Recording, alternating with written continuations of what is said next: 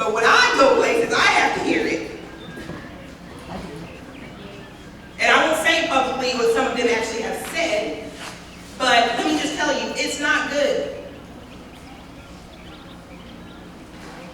Everywhere that I go, it doesn't matter if it's in the city of Kirby or the Capitol. I advocate for you, advocate for you, advocate for you. And again, I will never tell, I don't make promises. I will not make promises. I never have. I don't make promises. Because as you know, right now what's going on the federal level, just letting you know those conversations are happening right now also. For example, the senior center, as you know, we only have to choose between breakfast and lunch now. If the funding is cut federally, there is no lunch. There is no money to go towards staffing. There are so many entities that I think people do not realize that we rely, that trickles down from the federal on down.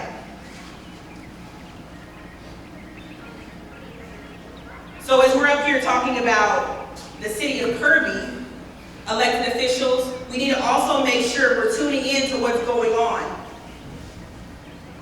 outside the city. The line this past for commodities was the longest line that we've had in a long time. There's nonprofits right now that basically just had a meeting, I think 2 weeks ago. And it was about maybe 50 or so heads of nonprofits trying to put their heads together. What are they going to do? We're talking about kids' lunches, kids' breakfast, seniors' breakfast and lunch. Now, how does that affect us? Because, hey, if the money's gone, what are we going to do? We're already on a tight budget because we're already negative.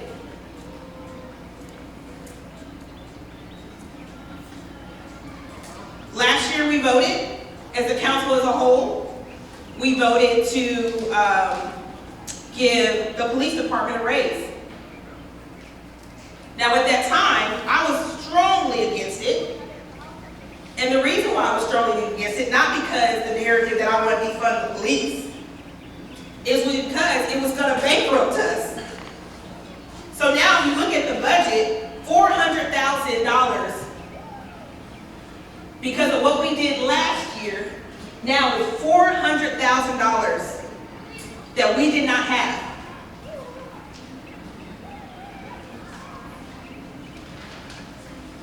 We all up there, we have to make tough decisions. We all know we do. I know you were up there, you have to make tough decisions. We all do have to make tough decisions. But again, I'm always going to tell you the truth, and I'm not going to tell you what you want to hear. I call it like I see it. There's no fluff with me.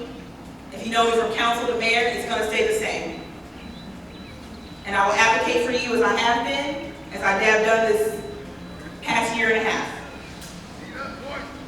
And I hope to see you guys at the next meet and greets. I'll be hosting a couple myself, and I'll invite everybody out to come out also. Thank you again, Sister Street. Thank you.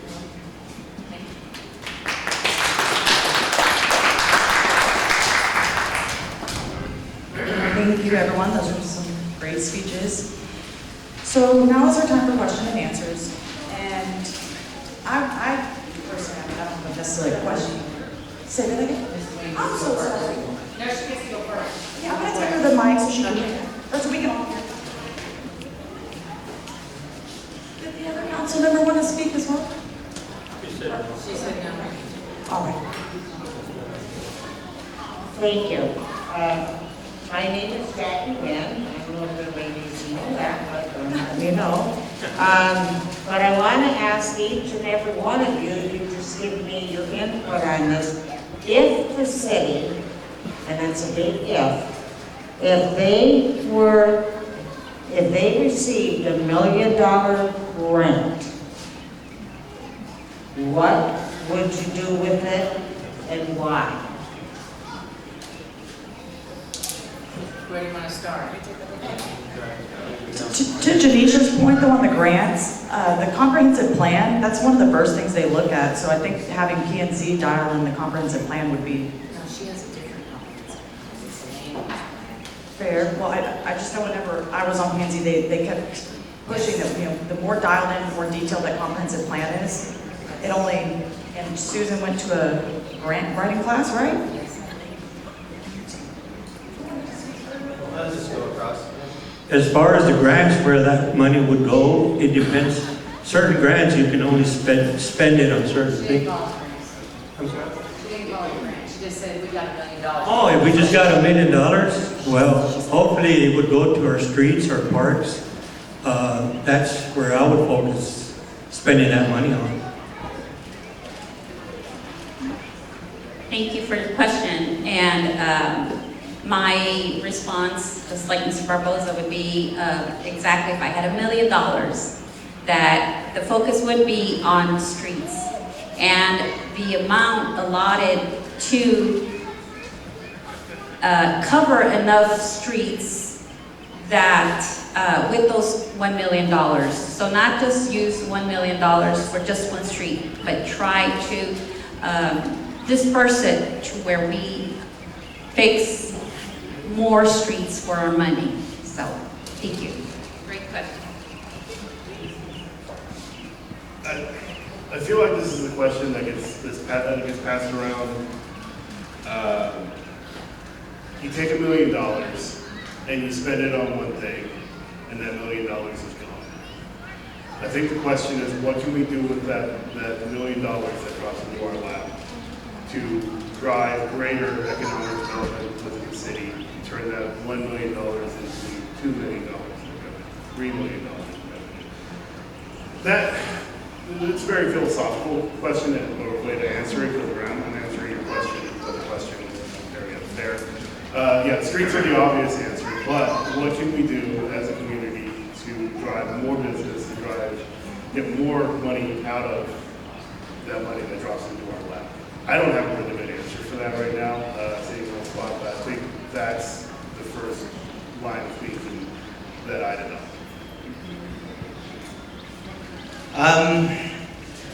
I would say if $1 million came into the Kirby's lap, the best use of it would be to get the alternative machines to get the zipper up and running. I think the best idea would be to say, hey, you know, if we had a grader, we shoot grade, and if we had, an asphalt machine, we could possibly lay asphalt. We could do all these things, and then we could lower our cost per 1,000 feet of utilizing the zipper machine, as it was the most cost-efficient way to fix the streets at the moment. And I think if we ended up with $1 million, not only could we purchase those things, so we wouldn't have to rent them anymore, we could also possibly utilize them once we started getting them. We could utilize them to maybe trade with other cities, or possibly like loan some of our equipment or rent it to also receive money from some of that stuff. So I think that would be the best use of $1 million. Thanks. $1 million. I would use $500,000 on the streets in a combination of doing those bad sections, buying some equipment, making sure that we hit the bad places that we've been hitting forever, that aren't getting fixed. The other $500,000, I think I would put into EDC to develop business, to find, maybe buy property where we could put business or, something along those lines. Work with the zoning, see what we need to do to get mixed use incorporated so that we can add businesses on those big plots that some people have along Ackerman. Those are huge plots. I don't see a problem with making that mixed use. We don't have a main street that can become it. That's what thank you. I think those are all really great answers. Honestly, the mixed use thing, guys, businesses on the bottom, residents on the top, we're limited on land. Then you guys don't have to raise your taxes in order to get some of this funding for roadways and what have you. Think of almost like a pro-brewery, right? So it's not necessarily going to be this huge monstrosity, but you have little pockets of land, and if you guys can go vertical with things, I think it would really give you the funds to proceed. So that's my unsolicited opinion, because I'm not running for council. But anyways, are there any more questions, guys? Things such as how many people are registered to vote in Kirby? Please don't forget we have a voter registration table here if you're not registered yet, guys. Let's see, transparency, I heard that come up, great question. When are committee and commission meetings agendas posted? Do we know? Yes. Oh, I'm sorry, ma'am. Ms. Wynn came prepared. My next question is, how could or how would you work with small businesses and support their growth?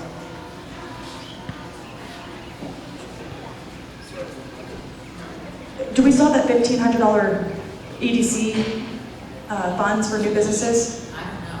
I know for the longest time there was $1,500 set aside that businesses could apply for if they were coming into Kirby, and year after year, no one was applying for those funds sometimes. There was a sign, you could upgrade your sign or the facade on the front of your building.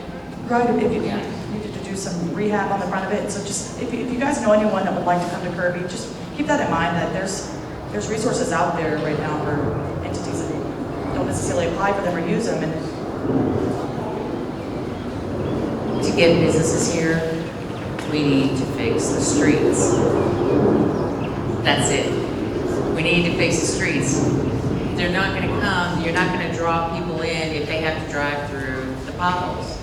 That's not going to make them want to come back. If we don't do that first, we can't build on it.